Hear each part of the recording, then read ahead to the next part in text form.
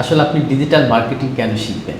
Digital marketing আসলে ঘরে বসেই আপনি এখন যেই পেশায় আছেন, এই পেশার পাশাপাশি কিন্তু আপনি ঘরে বসে এক্সট্রা একটা আর্নিং করতে পারেন। এবং সামনে কিন্তু হচ্ছে যে প্রতিটা কোম্পানির এবং আপনি যদি একজন উদ্যোক্তা হিসেবে কাজ করেন, ডিজিটাল মার্কেটিং করে কিন্তু আপনি আপনার ব্যবসাটা ইজিলি আপনি করার সুযোগ পাচ্ছেন। তো আমরা আগের ভিডিওতে বলেছি যে কীভাবে আপনি শিখবেন।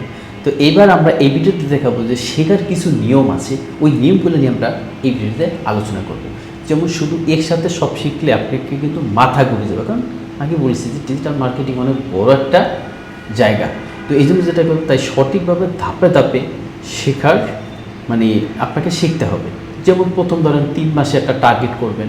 সে example Facebook page marketing, Canva দিয়ে পোস্ট ডিজাইন করা। কারণ আপনি যেই মার্কেটিংটা করেন ফেসবুক পোস্টে, অবশ্যই আপনাকে কিন্তু একটা কন্টেন্ট ডিজাইন করতে হবে। সেটা আপনার ওয়েবসাইটে দিবেন বা লিঙ্কডইন পেজে দিবেন বা অন আদার্স সোশ্যাল মিডিয়া পেজে দিবেন।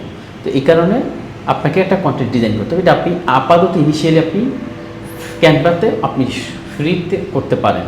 এরপর আপনি আস্তে আস্তে পোস্ট এবং অ্যাড ডিফারেন্স এবং সিম্পল ক্যাম্পিং রান করতে পারেন। ক্যাম্পিং রানের মাধ্যমে আপনি শিখতে পারেন যে একটা ক্যাম্পিং রান কীভাবে করতে হবে ফেসবুকে, ওইটা আপনাকে প্রপার শিখতে হবে।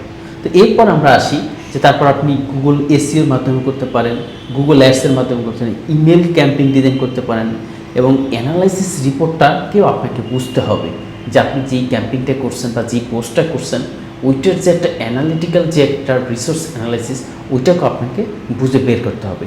এরপর আমরা ধাপে ধাপে এভাবে যদি আমরা শেখা শুরু করি, তাহলে আশা করি যে আপনি ডিজিটাল মার্কেটিং প্রপার আপনি শিখতে পারবেন। এতে করে আপনি একটা সময় আপনি একজন ডিজিটাল মার্কেটিংয়ের বস হয়ে যাবেন। ধন্যবাদ।